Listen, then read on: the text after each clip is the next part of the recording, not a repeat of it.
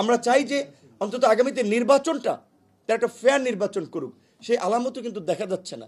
নির্বাচনে যেটা পরিস্থিতিতে মনে হচ্ছে যে যতটা এখন শান্ত দেখা যাচ্ছে, দিন দিন সেটা আরও উত্তপ্ত হওয়ার পথের দিকে যাচ্ছে। সেক্ষেত্রে নির্বাচনটা যদি আগের মতোই কেন্দ্র দখল, পেশি শক্তি বিস্তার করে যদি হয়, তাহলে তো আগামীতে এই বাংলাদেশ না, শুধুমাত্র আমাদের রাজনীতি একটা বড় ধরনের সংকটের মধ্যে পড়বে। আজকে যেই ফ্যাসিবাদী শক্তির বিরুদ্ধে আমরা সম্মিলিতভাবে লড়াই সংগ্রাম করে পরাজিত করলাম, আমরা তাদের রাজনীতি নিষিদ্ধের দাবিতে সবাই পরিষ্কার অবস্থান নিয়েছি। সেখানে দেখেছি এই লড়াই সংগ্রামে আমাদের সবচেয়ে বড় একটা অংশীদার রাজনৈতিক দল বিএনপি কিন্তু পরিষ্কারভাবে সেটা অবস্থান নেয় নাই। আওয়ামী লীগ নিষিদ্ধের প্রশ্নে নেয় নাই। আওয়ামী লীগের যে লেসপেন্সার জাতীয় পার্টি নিষিদ্ধেও তারা পরিষ্কার অবস্থান নেয় নাই। তো আগামী নির্বাচনে যদি নির্বাচনের পর যারা সরকার গঠন করবে তারা যদি আওয়ামী লীগকে আবার ওপেন করে দেয়, যেভাবে অতীত হয়েছে, তো আওয়ামী লীগ তো আগে এসে ধরবে জোনায়েদ সাকিরে, ভিপি নুররে, মান্না ভাইকে লাঞ্ছিত করবে, অপমানিত করবে, সাইফুল হক ভাইকে এবং এই ছাত্র নেতাদেরকে।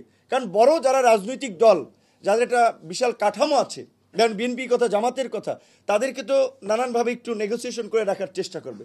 তো শুধুমাত্র অভ্যুত্থানে অংশগ্রহণকারী আন্দোলনের নেতৃবৃন্দ নয়, আমরা যারা গত এই 1.5 দশকের ধারাবাহিক লড়াই সংগ্রাম করেছি, আমাদেরও সামনে অনেক ধরনের নিরাপত্তাহীনতা আছে। এই সময় নিরাপত্তাহীনতা আছে।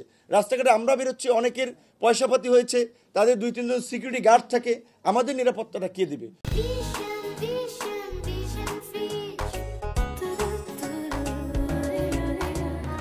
গত একদিনের লকডাউনে একটা ভীতিকর পরিস্থিতি তৈরি করেছে। এসপিরা, ডিসিরা বলছে অমুক দল তো নিষিদ্ধ নয়, এবং পুলিশের সাথে কার্যত এবং প্রশাসনের সাথে একটা নেগোসিয়েশন করেই আওয়ামী লীগের নেতা কর্মীদের নিয়মিত মিটিং হচ্ছে, বিভিন্ন জায়গায় জেলা পর্যায়ে মিটিং হচ্ছে, উপজেলা পর্যায়ে মিটিং হচ্ছে। তারা আলাপ আলোচনা করছে যে আগামী নির্বাচনে তারা কি ভূমিকা নেবে, কাকে সমর্থন করবে।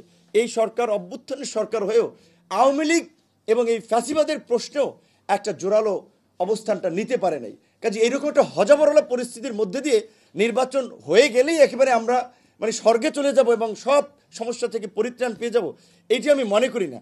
যদিও অনেকে বলছে যে নির্বাচনই একমাত্র পথ সকল সমস্যার সমাধান এবং সকল রোগের ঔষধ নির্বাচন।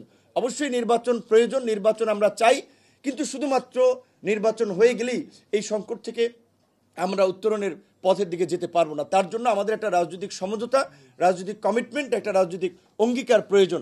আশা করি রাজনৈতিক দলগুলো সেটি রিয়ালাইজ করে অভ্যুত্থানের পূর্বে যেভাবে আমাদের মধ্যে একটা আন্তরিকতা ছিল, আমাদের মধ্যে একটা যোগাযোগ ছিল, একটা সমন্বয় ছিল, সেটির দিকে ফোকাস নেবে।